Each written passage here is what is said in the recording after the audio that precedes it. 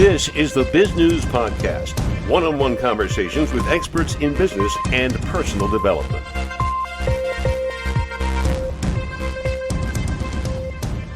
Entrepreneur Vishwanath Alluri says he's learned a very important lesson from starting a number of successful high-tech companies in his native India.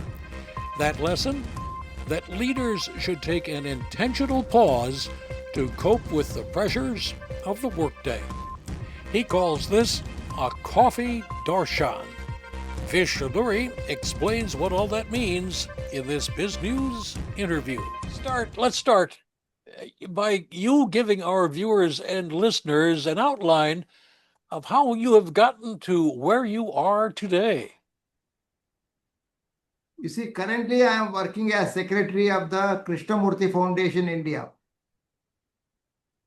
I don't know whether you heard of Krishnamurti, J. Krishnamurti. No, we have not. Please explain. He was considered as the sage of 20th century. So there is a foundation. I'm very much impacted by his teachings, you can say. And all my journey of the company, as I am a mobile, which I was founded by me, is so much inward as much as outward in the light of his teachings. So I always wanted to work for his foundation, his institutions. So when my company exited, when I exited from my company, so this is what I do. Well, you have written a book, which is there on the stand right behind you for our viewers. You'll have to explain that for our listeners, however. How did you come up with the philosophy that leaders should take regular breaks? You see, you work for 30 years, 40 years, morning 9 o'clock to 5 o'clock, or maybe say 8 o'clock or 7 o'clock to 5 o'clock. How do you refresh yourself? You take annual break. I am saying every day you take a pause so you can refresh yourself in a day. Daily you are fresh. So that's how I considered a pause in the day is best. So that's what I've written that chapter, work-life balance. Now you call this what? Coffee darshan? Did I pronounce that correctly? Correct. And what does that mean? Pardon me? Yes. What is the question? What does the word darshan mean? You're not talking about a type of coffee, are you?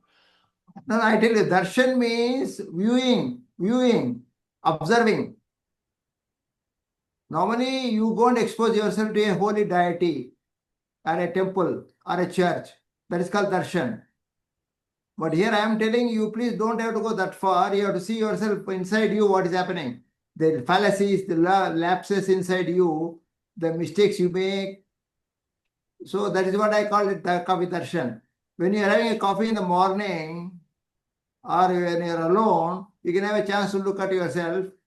Or if you are in the company of a friend, the friend will expose all his things freely with you.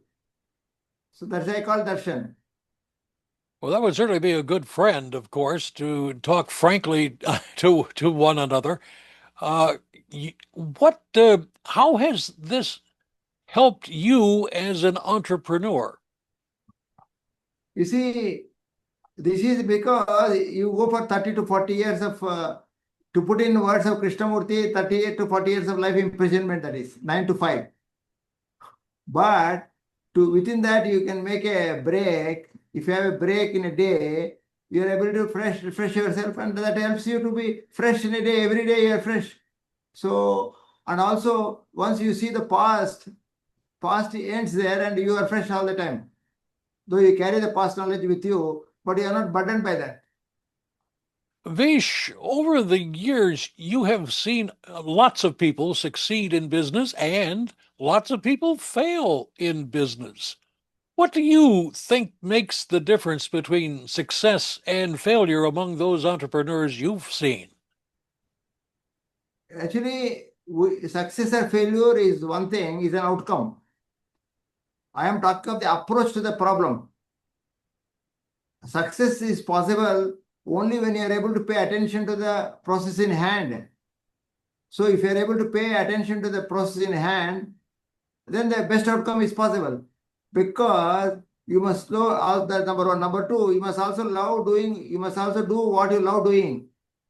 When you do what you love doing, obviously outcome is good.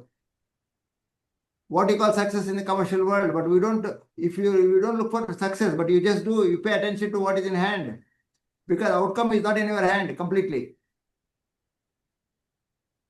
Over the years, I've heard many people, including myself, refer to managers and leaders as if they were synonyms, the same thing, but obviously they're not. What's the difference between a good manager and a good leader, and which one would you prefer to hire?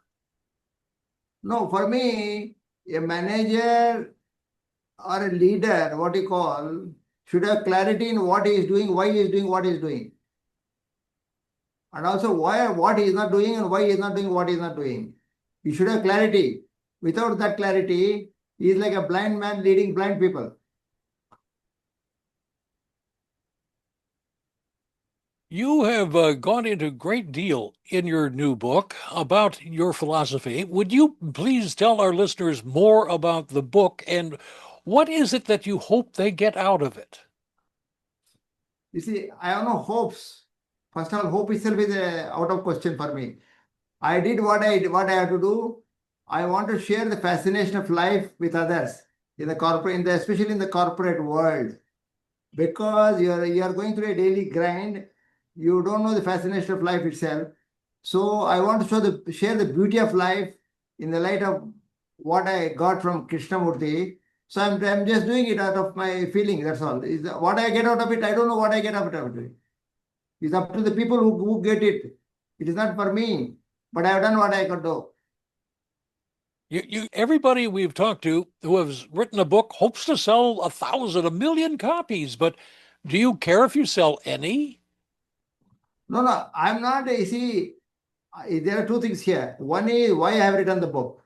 That is the chapter one. I have written chapter one. Why of the book? That is in the spirit of bus pushers. In rural India, bus comes every day, twice in a day, let us say, from the district headquarters. On certain days, the bus is temperamental. It won't take a self-start. So the villagers go and push it. What do they expect? They're just pushing it and going home. They don't even wait for to be thanked. So similarly, I have written the book.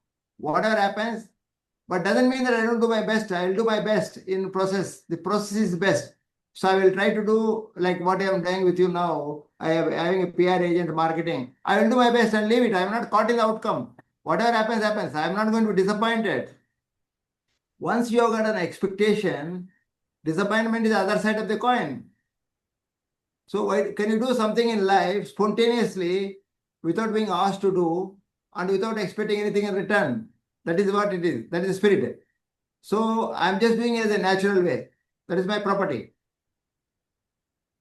I remember reading the chapter you refer to, and the bus doesn't sound like it's a luxury bus at all. Is this something from your childhood when you grew up that you recall and you're reenacting in the book? Yes, this I have seen in my childhood. This is in every rural area of in the world. There's some habit or not, some hobby or not going on. In England, it is called beach combers. Beach combers.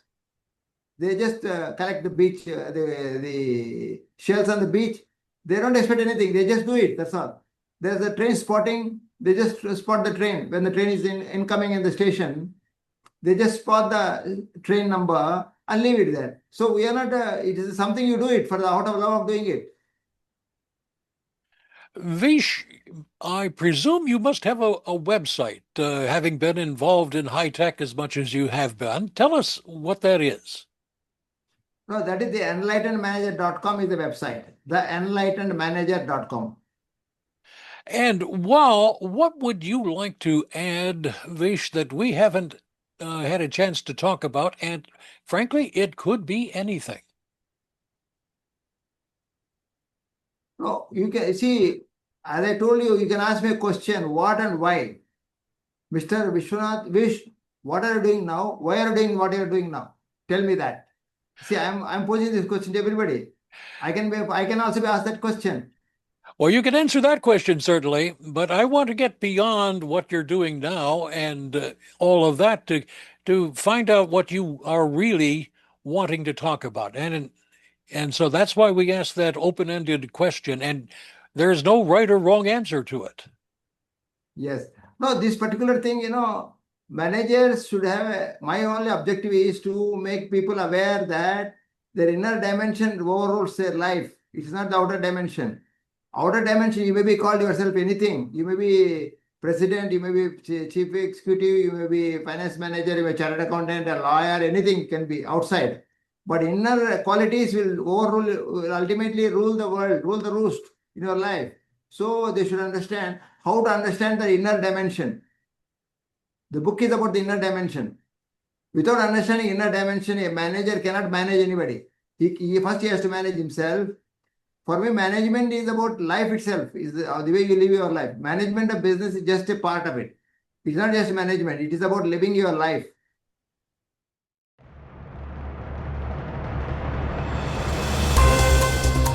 You've been listening to the Biz News Podcast. We welcome your input.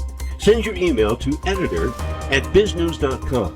That's BIZGNUS.com. Thanks for listening.